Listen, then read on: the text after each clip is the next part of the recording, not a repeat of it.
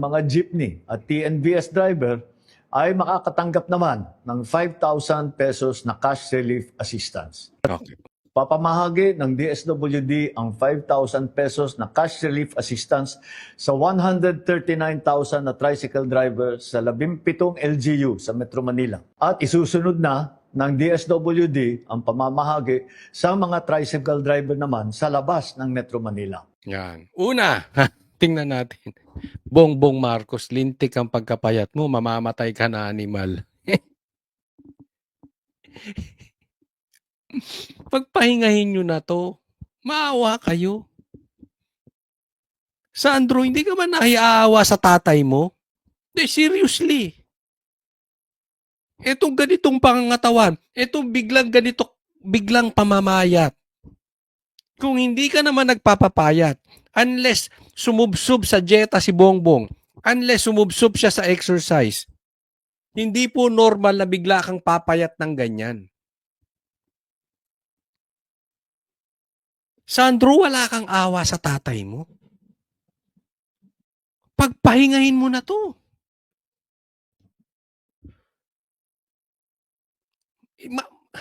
Alam mo, Bongbong, kung pinagtatrabaho ka pa rin ng mga kamag-anak mo, hindi ka mahal ng kamag-anak mo. Hindi ka mahal ng asawa mo. Hindi ka mahal ng anak mo. Hindi ka mahal. Anong sinabi ni Amy sa'yo? Magpahinga ka na, ading. Alam mo kung ba't nakaka-relate ako doon? Minsan kasi, halimbawa lang hindi ko sinasabi yung kapatid ko. Pero minsan kasi, coming from the outside, nakikita ko sino yung gumagamit sa kapatid ko. Example lang. Baka mapanood niya to. Nakikita mo kung sino yung gumagamit. Pero yung kapatid, concern sa'yo talaga yan. Bakit? Dugo mo yan eh. Sa parehas kayong tatay at sa parehas kayong nanay lumabas. Puro yung dugo eh. Naiintindihan? Baka yung mga taong nakapaligid dito kay Bongbong Marcos, ginagamit na siya. Pero that is normal eh. Pipigain mo at pipigain hanggat magagamit mo. Halimbawa lang. Halimbawa. Hindi ko na pangangalanan kung sino. Posibleng may sekretary ito. Hinahayaan lang siyang manatili dyan ng manatili. Lalo na ngayon, nuknukan ang nakawan sa gobyerno. Pwedeng gawin, dyan ka manatili ka. Naku, may mga alam tayo. Para ako, tuloy-tuloy makapagnakaw.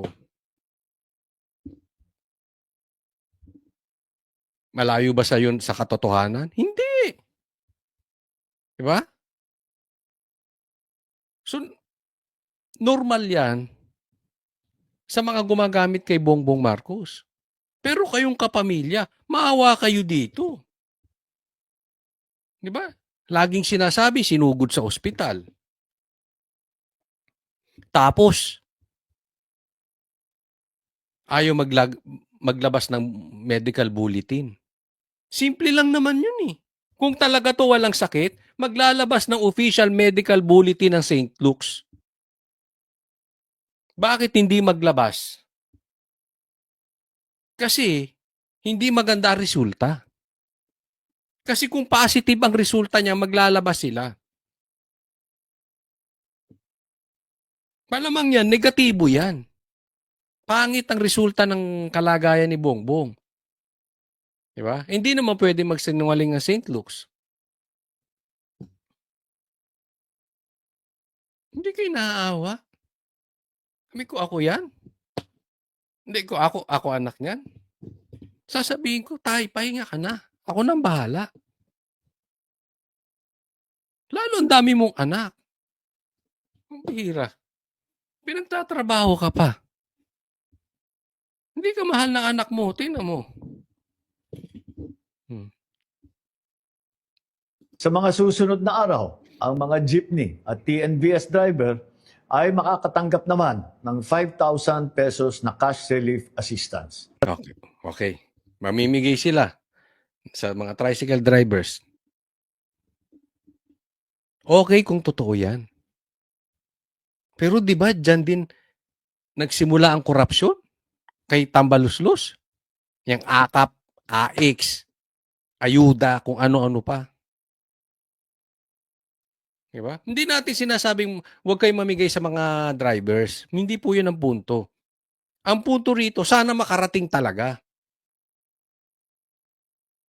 Pero alam mo, malaking problema ng Pilipinas, hindi yung makakapagbigay kayo. Yung mabawasan ang presyo ng gasolina. Iyaan ang punto rito. Dahil pag mabawasan ang presyo ng gasolina, lahat po ng bilihin hindi tataas. Paano magagawa yon? Bawasan nyo nakaw nyo. Alisin nyo ang VAT. Alisin nyo ang mga VAT taxes sa gasolina. Diyan, walang korupsyon. Naiintindihan nyo po? Delikado pa yan. Yung 5,000 na yan, 5,000, 5,000. Mamaya hindi pa makadating sa driver yan. Kupitin pa yan. May mga commissioner sa gitna yan. Di ba? Ngayon, yung tricycle driver, hindi kailangan ng 5,000, wag tumaas ang presyo ng bilihin. Sa huling linggo ng Marso, ilalabas na ng DOTR ang fuel subsidy. Maliban dito, na-certify ko na bilang urgent ang dalawang panukalang batas na magbabawas sa excise tax sa petrolyo at mag-aamyenda sa Biofuels Act upang magamit natin ang mas murang bioethanol. Okay, yan na.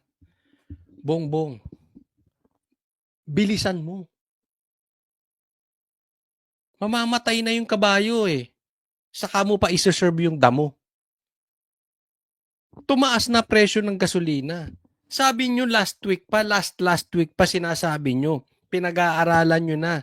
Magkaroon kayo emergency power para alisin na yung excise tax sa gasolina. Hindi lang excise tax, pati VAT tanggalin nyo sa gasolina. Hindi to pwedeng tataas na naman. Mamaya, ang gasolina. Pangalawang linggo para tumaas. Kayo nagpaplano pa lang. Diba? Paano magtitiwala taong bayan sa'yo, Bongbong? Tuloy din ang pagpapatupad ng Love Bus Program. Makakatulong po ito para makatipid sa pamasahe at gasolina. Meron bang labas? Ewan ko, wala akong nakikita. Diba? Buti pa si BP Sara, merong libreng sakayang OBP. Ang Davao, meron silang bagong mga bus. Ewan ko to labas na to, kung may nakita na ba kayo? Sige nga, ilagay nyo sa comment section. May nakita na ba kayo tumatakbong labas? O niloloko nyo kami?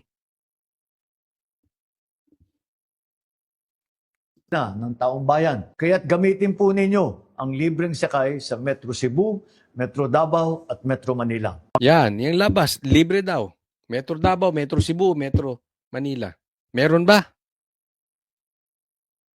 Sige nga, ilagay nyo sa comment section. Ilagay nyo yung picture kung meron kayo nakikita sa daan. Pangalawa, kailangan matiyak na may sapat na supply ng pagkain.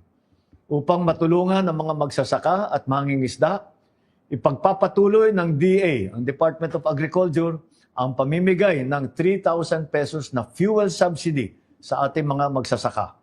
Mahigit 26,000 magsasaka ang mabibigyan nito. Para naman po sa mga mangingisda, ang BIFAR ay magbibigay sa Huwebes, March 19, ng 3,000 pesos na fuel subsidy sa higit na 26,000 mangingisda. Sana totoo. Maganda yung kwento mo. Basta totoo. Kasi magkakaproblema talaga tayo sa pagkain. Yung hoarding na lang eh. Oh, anong isiniwalat ni Saldi ko sa inyo, pamilya ninyo? Oh, kasama kayo sa hoarding, kasama kayo di umano. Sa smuggling ng bigas. Di ba? Hindi. Kaya nga matagal, sinasabi naman to kahit ni panahon pa ni PRRD, matagal nyo nang hinihingi yung Department of Agriculture Hindi binigay sa'yo ni PRRD. Kaya nung umupo ka, tumugma naman yung sinasabi. Yaan ang ginawa mong posisyon. Naging DA secretary ka. Anong nangyari? Umaayos ba yung bigas? Hindi rin bumaba. Sa katunayan, ang dami pang nahuling nag-i-smuggling. Sa katunayan, dami pang nahuling nag-hoarding. Sana totoo yung sinasabi mo. Dahil may mga bali-balita pa nga, di umano, dyan sa anak mo. Pati vape. Niyayari ang kalaban. Yan ang sabi ha. Hindi ko alam kung totoo. Niyayari ang kalaban. Kasi para ma-monopolize niya yung vape.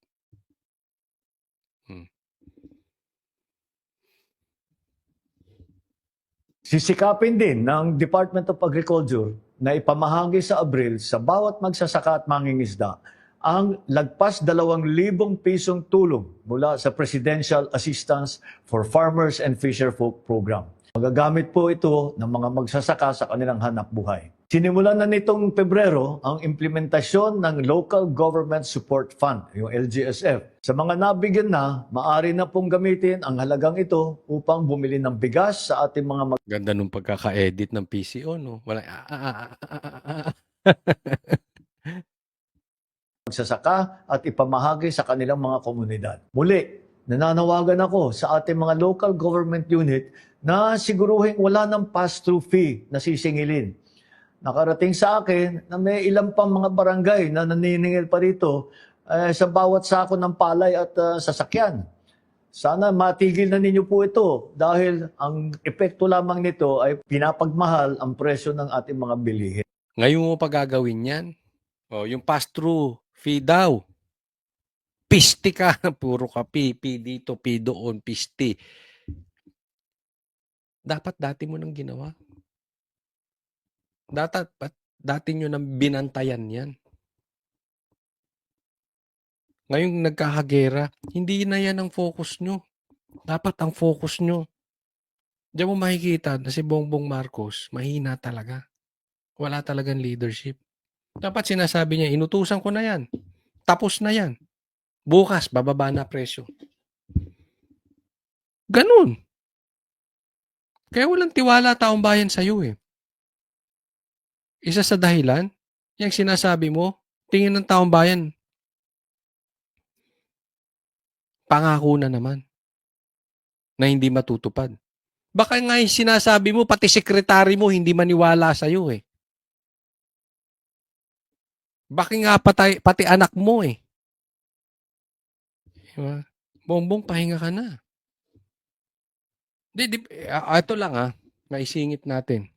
Di ba kumakalat may cancer nga ito? Diba? Sabihin mo sa St. Luke's, maglabas sila medical bulletin na you are cancer-free, that you are healthy to govern this government. Hindi po pwedeng ganyan-ganyan lang. Yung payat mong yan, nabunyag ang cancer mo. So, nakikita natin yung direksyon, di ba? May sakit siya, di umano. Ngayon, emergency, kailangan natin na mabilisang galaw. Paano niya gagawin? Kikita dito, he is not capable. Pangatlo, sinisikap natin maprotektahan ang mamimili ng hindi nalulugi ang mga negosyante. Babawasan ng kaap ang singil sa passenger service charge, landing fee, parking fee at iba pang fee. Ito ay makakatulong para bumaba ang gastos ng mga airline at ang mga pamasahe sa eroplano. Isa pa yan, ang tagal ng sinasabi niyan. Kayo nga lang ang may terminal fee. Diba? Ang tagal ng sinasabi, mas mataas pa ang presyo nang pupunta ka sa probinsya kaysa pupunta ka ng Hong Kong. Alam mo bang sinasabi dyan? Ha? Sinasamantala yan ng mga airlines, di umano. Siyempre, hindi nila aaminin. Bakit? Bakit nila nagagawa? Dahil inutil tong gobyerno.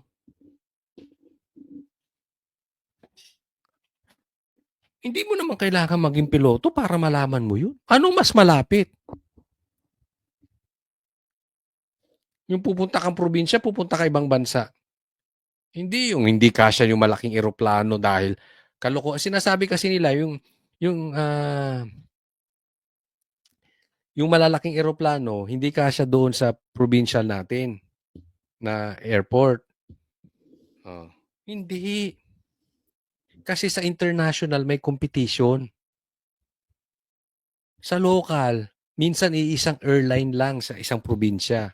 Minsan 2 lang, minsan 3. Pero kadalasan 2 lang. So yung kompetensya, sila lang nag-uusap. May monopoly sila. Bongbong galaw-galaw. Hindi naman ganyan dati na mas mahal ang pamasahe sa probinsya kaysa ngayon eh. Ngayon lang nangyari yan. Samantala, pinaiikli naman ng Civil Aeronautics Board ang araw na pag-review ng fuel surcharge mula sa 1 buwan, 15 days na lang po. Mas mabilis na ma-adjust ang pamasahe kapag nagbago ang presyo ng jet fuel. Ibig sabihin, kapag tumaas ang presyo ng jet fuel, mas kontrolado ang pagtaas ng airfare. At kapag bumaba naman ang presyo ng jet fuel, mas mabilis ding bababa ang pamasahe. Sa lahat ng ahensya ng pamahalaan, Kita nyo may cut, di ba? Hindi siya nauutal doon. repasuhin ang mga patakaran ukol sa lisensya, permit, clearance, certification. Tignan ninyo kung alin dito ang pwede munang suspindihin o di kaya ay babaan ang mga singil upang makabawas sa mga iniintindi ng taong bayan. Ikahuli, tinututukan din natin ang kapakanan ng mga kabataang Pilipino. Gumagawa tayo ng mga hakbang upang hindi makadagdag sa bigat sa bulsa ang pag-aaral. Bawal pa rin ang mga bayarin o kontribusyon na sisingilin sa mga mag-aaral sa mga pampublikong paaralan, lalo na ngayong panahon ng graduation. Ito yan, no, bongbong. Simple lang yan eh. Dapat yan, hikahos na tayo eh, di ba? Dapat sasabihin mo, DA, gawin nyo to. Pag hindi nyo ginawa to, sisibakin ko kayo. Sa mga airlines, tatanggalan ko kayo ng lisensya. Ayusin nyo yan. Sa DA, Department of Agriculture, ibigay nyo pangangailangan ng mangingisda at mga magbubukid. Pag di nyo nagawa, umalis na kayo dyan sa harap ko. I'm giving you 48 hours.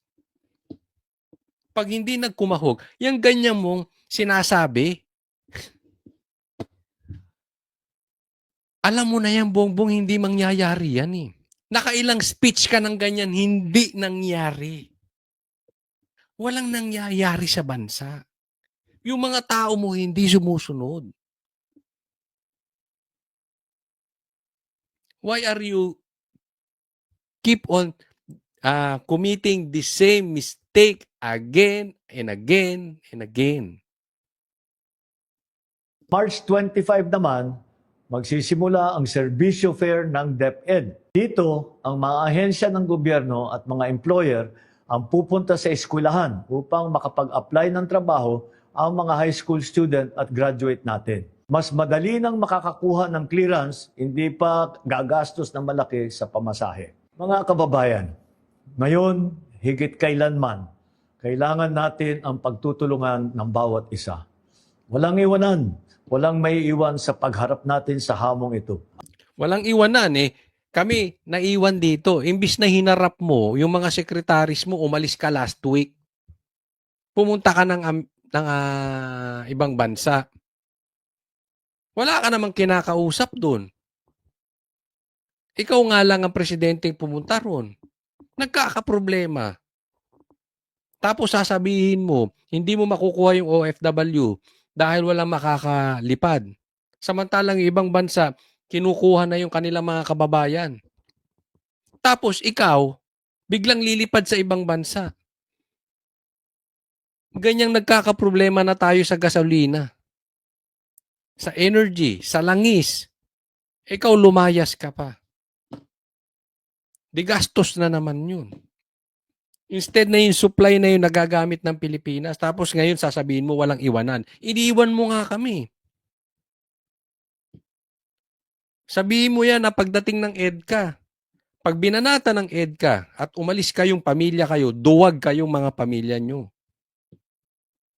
Baka mamaya iiwan mo na nga kami eh. Tingnan mo yung payat mo. Asahan ninyo ang patuloy namin paggawa ng mga hakbang upang maibsan ang mabigat na epekto ng kaganapan sa gitnang silangan sa taong bayan. Naway manatili ang ating tiwala sa isa't isa at ang pananampalataya na malagpasan din natin ang mga pagsubok. Nawa ay manatili ang tiwala. Negative na ang trust rating mo, Bongbong Marcos. Wala nang tiwala ang taong bayan sa'yo. Sa tingin nyo, dahil nagsalita ka ng ganyan, biglang magtiwala. Talk is cheap. Gutom na Pilipino. Brad. Share. And all you can offer. Speech. Wala naman nangyayari. Bigyan natin. Di ba ganyan ang litanya yung mga animal? Bigyan natin. Kapapasok pa lang ni Bongbong Marcos eh. Ganyan sinasabi. O nung naka 100 days, 100 days pa lang, bigyan natin ng pagkakataon. Ngayon, 3 taong ka na, mag-4 na taong ka na. Wala pang nangyayari sa Pilipinas, mamamatay na sa gutom mga Pilipino. Wala pang nangyayari sa mga pinagsasabi mo. Tapos sasabihin mo, walang iwanan. Tapos sasabihin mo, sana may tiwala.